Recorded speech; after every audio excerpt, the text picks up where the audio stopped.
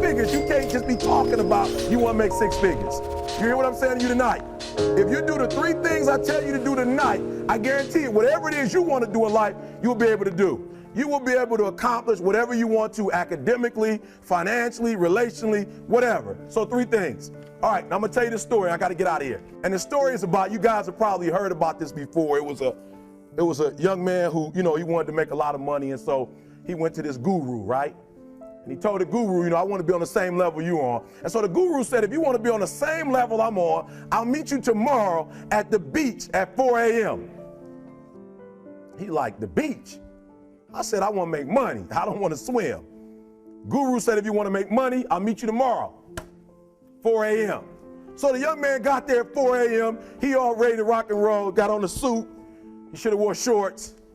The old man grabs his hand and said, how bad do you want to be successful? He said, real bad. He said, walk on out in the water. So he walks out into the water. Watch this. When he walks out into the water, it goes waist deep. So he like, this guy crazy. Adrian, he like, I want to make money. He got me out here swimming. I didn't ask to be a lifeguard. I want to make money. He got me in. So he said, come out a little further. Walked out a little further. Then he had it right around this area, the shoulder area. So this old man crazy. He making money, but he crazy. He said, come on out a little further. Came out a little further. It was right at his mouth. My man like, I'm about to go back in here. This guy is mine.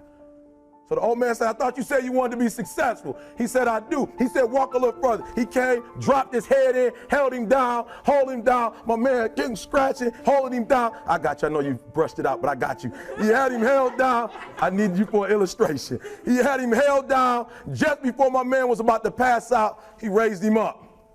He said, I got a question for you. Somebody answer the question for me. He said, when you were underwater, what did you want to do? Lee, I'm looking for a different word though than lip. What's that word? He said, I wanted to breathe. He told the guy, he said, when you want to succeed as bad as you want to breathe, then you'll be successful. I don't know how many of y'all got asthma in here today, but if you ever had an asthma attack before, you short of breath, SOB, shortness of breath, you wheezing. The only thing you trying to do is get some air. You don't care about no basketball game. You don't care what's on TV. You don't care about nobody calling you. You don't care about a party. The only thing you care about when you're trying to breathe is to get some fresh air. That's it. And when you get to the point where all you want to do is be successful as bad as you want to breathe, then you'll be successful. And I'm here to tell you, number one, that most of you say you want to be successful, but you don't want it bad. You just kind of want it. You don't want it badder than you want to party. You don't want it as much as you want to be cool. Most of you don't want success as much as you want to sleep. Some of you love sleep more than you love success. And I'm here to tell you today, if you're going to be successful, you've got to be willing to give up sleep. You got to be willing to work off for 3 hours of sleep, 2 hours. If you really want to be successful, some days you're going to have to stay up 3 days in a row. Because if you go to sleep, you might miss the opportunity to be successful. That's how bad you got to want it. You got to go days without, listen to me, you got to want to be successful so bad that you forget to eat.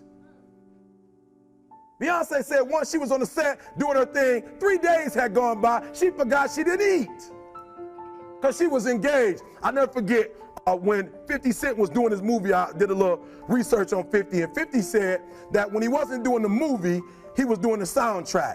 And they said, when do you sleep, 50? Sleep. He said, sleep. Sleep is for those people who are broke. I don't sleep. He said, I got an opportunity to make a dream become a reality. Football players, how many football players?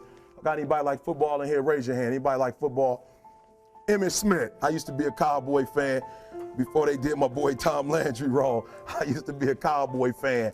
And watch this, there was a commercial. Emmitt Smith had won his first Super Bowl, and he had this commercial when he was lifting weights. I don't know if you saw the commercial when he was lifting, and Emmitt said, you know what? I won the Super Bowl, so I can rest now. He was doing his bench press. So he said, I won the Super Bowl, so I can rest now. So he throws up about 325, boom, and he rests for about 2 seconds. Then he, boom, boom, boom. Did you see that?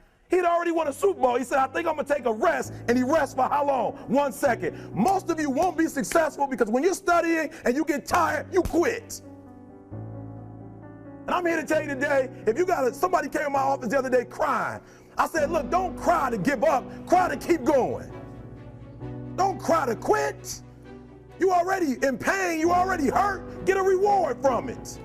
Don't go to sleep until you succeed. Listen to me. I'm here to tell you today that you can come here, you can jump up, you can do flips, you can be excited when we give away money, but listen to me, you'll never be successful until I don't have to give you a dime to do what you do. You won't be successful until you say, I don't need that money, because I got it in here. So listen to me. Emmitt Smith said this at the end of the commercial. Emmitt Smith said, all men are created equal. Some work harder in preseason. I'm going to say it again because you might have missed it. All men are created equal. Some work harder in preseason. So that means that there are some people who are going to see the professor, going to see the TA. And even when the professor says, I don't meet with you, my TA meet with you, you say, I don't want to talk to your TA. I don't pay the TA. I pay you to teach me. So you're going to have to find some time to meet me. If I got to meet you at the mall, if I got to meet you at your house, you are going to see me. Listen to me. All men are created equal. Some work hard in preseason. When I went to college, guys were way smarter than me. 4.0s, 3.0s. They went to the Ivy League high schools, came to Oakwood from these great high schools. Most of them are not doing what I'm doing. Why? Because it's not about where you come from. It's about heart. You come to a place where, being smart ain't enough.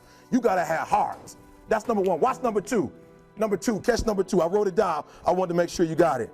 It says to be, watch this. We're talking about sacrifice now. The important thing is this. You're writing while I'm saying it, because I only have about 3 more minutes. Listen to me.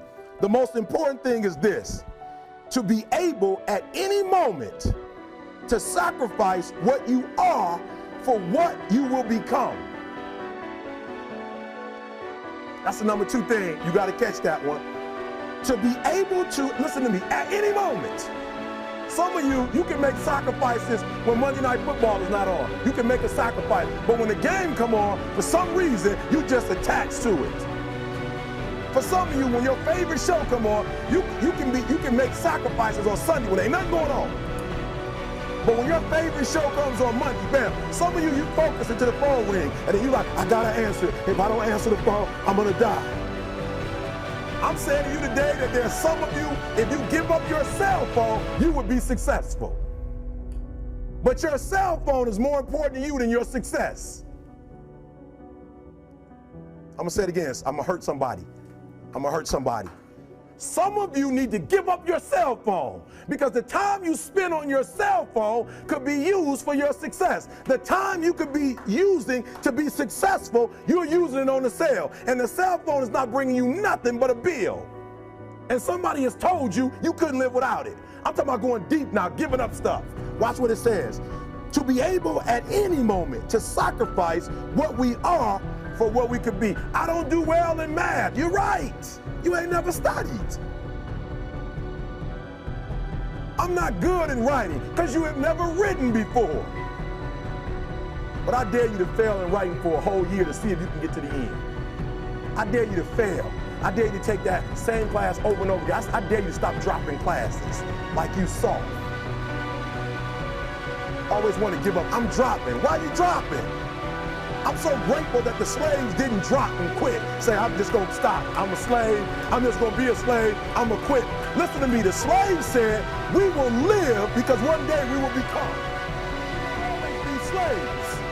So today, although we're slaves, we're going to act like we're free, and one day our children will be free. If the slaves would have just said, we quit, we give up, we would have died in the middle passage. But some slaves said, I don't care what we go through, we're going to survive this. 400 years of slavery, we're going to get through this. And you can't get through it 1825. You can't get through a writing class, and you got tutor after tutor, resource after resource. The problem is you ain't never felt no pain before. You're soft. It's a soft generation. You quit on everything. Our people did not quit. Harriet Tubman not only made it, she went back and got some more. She said, you know what, I made it, but I'm going to walk listen to me, not ride the bus. I'm going to walk all the way back down to the South to get some more. And you quitting on 1825? Now watch this. You quit after you listen to me, you get a sleeping bag and you wait for them. You wait for the first WRA instructor to come in and you come out your sleeping bag, I need help. You quit after you do that.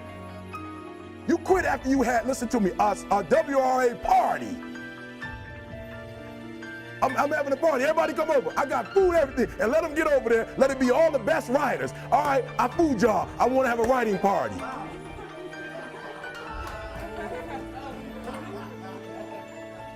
I'm serious. You quit and you ain't even tried yet. Last one, I'm sorry. Last one.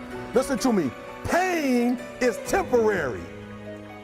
It may last for a minute, or an hour, or a day, or even a year.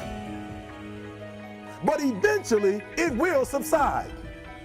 And something else will take its place. If I quit, however, it will last forever. Listen to me, I'm telling you as I leave. I was homeless for 2.5 years. And the problem with most of you never felt no pain before. Y'all spoiled. Y'all spoiled. Some of y'all spoiled, just bottom line. Your parents have done everything for you. You never had to do nothing for yourself. You're spoiled. We're gonna keep it real tonight. Some of you are spoiled brats.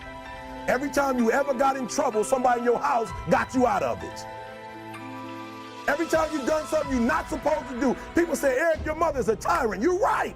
She kicked me out. You're right. She's mean, but she developed a man because she put me out there and said, you're going to have to grow up. And some of you have never learned to grow up.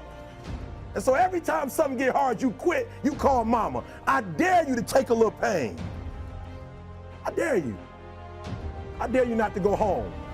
Somebody said, I don't go home, I feel bad. Go through it. You ain't gonna die. At the end of pain is success. You're not gonna die because you're feeling a little pain. I'm not eating like I eat at home. That's why you're about to go to the next level, because if you keep eating like you ate at home, you'll keep being a boy or a girl. It's time to become man, woman. So don't worry about a little pain. My greatest asset is I was homeless. So I can't feel a whole lot of pain. I've already been alone. There's not a whole lot of hurt I can feel on a little paper, on a little test. So I leave you, listen to me. We have gotten to a point where it's midterms and we're moving forward. The days of you getting money, I'm not saying we quitting, but I'm saying the day has got to go from external to internal. You have to give it everything you got. No more TV, no more parties, no more playing. If you don't have a 4.0, what you need to be doing is studying. Get off the phone. I'm sorry, I'm not available until the end of this year. No, I'm for real. You reached the right number, but you called me at the wrong time. Call me back January 1st. I'm about to get busy now. Huh? I want you to have a countdown of your own and say when the countdown is over, we're the real, watch me, because when I was homeless, I knew something was wrong. I knew that wasn't the best of me. And one day I said, will the real Eric Thomas please stand up? Will the real Eric Thomas please stand up? Stop being this high school dropout. Stop giving up. Stop sleeping on the street. Stop walking up and down Finkel Avenue like you ain't got nothing and get your GED. Stop being afraid to take a test. Stop being afraid to go to college because your daddy didn't go and your mama didn't go. Stop being afraid and be the best Eric Thomas you can be. But listen to me, it's going to be hard. It took me 12 years to get a 4-year degree, but I got it. And guess what? On a degree, it don't have dates. So if it took you 4 and it took me 12, it don't show up nowhere. But I'm exactly where I wanted to be because I realized I got to commit my very being to this thing. I gotta breathe it, I gotta eat it, I gotta sleep it.